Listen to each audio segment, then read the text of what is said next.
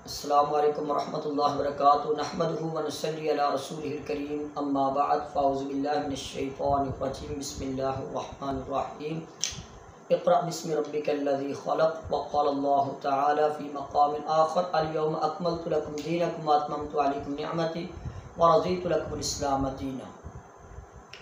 तो मोहतरम सामीन, हमारी गुफ्तगू इस बात पर चल रही थी कि दीन इस्लाम जो अल्लाह रब्बुल इज़्ज़त ने इमामुल अंबिया पर कुरान मजीद की शक्ल में मुकम्मल किया। कुछ मुल्हद बेदीन ऐसे लोग होते हैं जो रब की तौहीद का, रब की ज़ात का, तकदीर का, जन्नत का, जहन्नम का, कई चीज़ों का इनकार करते हैं। उनमें से एक बेदीन मुल्हद यहूदी कह लें, काफिर कह लें, बदबख्त इंसान सवाल करता है, मुसलमानों को ललकारता है और जवाब देने के लिए तकरीबन 11 साल का एक बच्चा सामने खड़ा होता है तो उसके एक एक सवाल का जवाब देता है। और बड़ी तवज्जो तलब ये सवाल हैं, यानी बड़े मुश्किल सवाल भी हैं, और जिसको अल्लाह रब्बुल इज़्ज़त आयत मिन आयतिल्लाह बना के खड़ा कर दे और उसके ज़रिए से अल्लाह रब्बुल इज़्ज़त जवाब।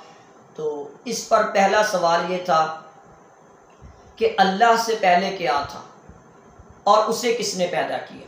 यानी यहूदी का सवाल, मुल्हिद बेदीन का सवाल कि अल्लाह से पहले क्या था और अल्लाह को किसने पैदा किया। आप सल्लल्लाहु अलैहि वसल्लम ने इस पे बताया हुआ है कि शैतान बंदे को इस तक ले जाता है कि सवाल करते करते इसको इसने पैदा किया, ये कैसे तख्लीक हुआ, और करते करते अल्लाह को कैसे पैदा किया गया।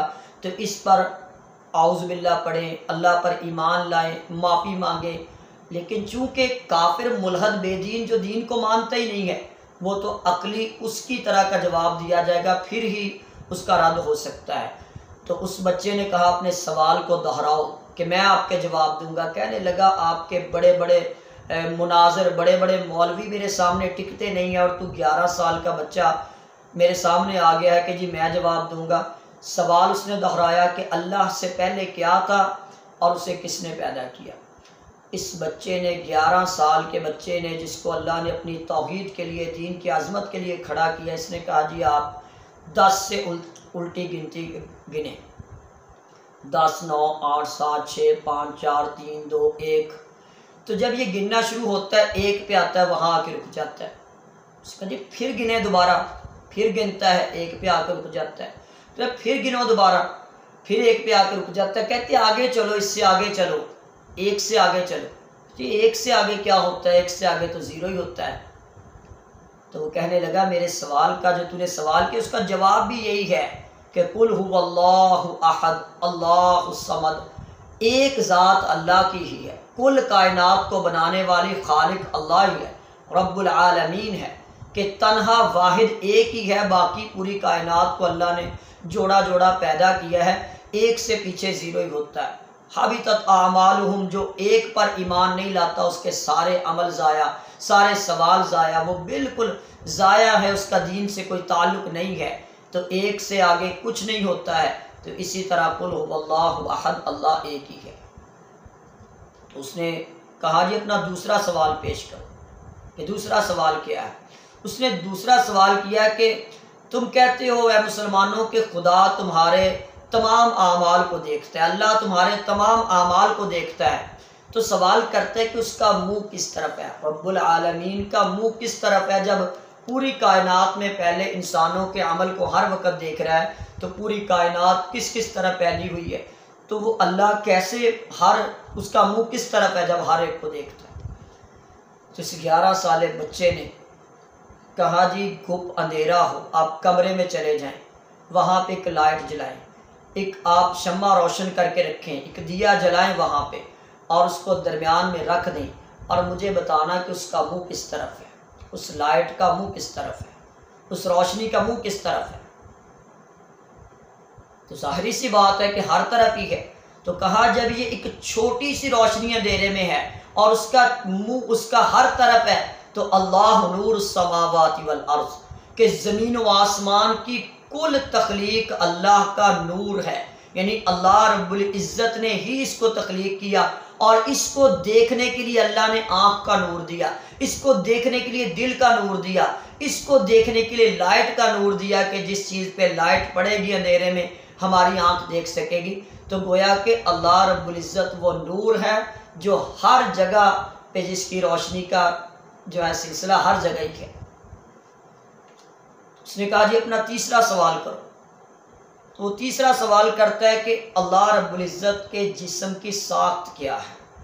पानी है, मट्टी है, हवा है, किस चीज़ से, लोहे से, तांबे से, नाउज़ बिल्लाह मिन ज़ालिका, क्या साख्त है अल्लाह रब्बुल इज़्ज़त के जिस्म की? उसने इसके ऊपर कहा जी आपने कभी करीबुल मरग किसी शख्स को, बच्चे को, रिश्तेदार को देखा है जो फौत होने के करीब हो और फौत होते हुए देखा हो? उसने कहा जी बहुत लोगों को देखा। कहा बहुत लोगों को देखा है। फौत होने वाला शख्स, उसमें जान होती है, अचानक से साकित हो जाता है। तो वो क्यों साकित हो जाता है? उसका सबब क्या होता है? कहा जी उसका सबब होता है उससे रूह निकल जाती है। कहा अच्छा कभी रूह को निकलते हुए देखा कि रूह कैसी है?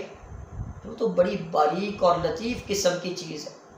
कहा जी वो बड़ी बारीक और लतीफ़ किस्म की चीज़ जिस्म से निकल जाती है, जिस्म बेजान हो जाता है और तुझे नज़र नहीं आती है। तो उस अल्लाह रब्बुल इज़्ज़त को जो बड़ा नफीस अज़मत वाला, जिसको ये आँख देख ही नहीं सकती है, ला तुदरिकुल अब्सार व हुवा युदरिकुल अब्सार, वो हर एक को देखता है, उसको कोई देख नहीं सकता है।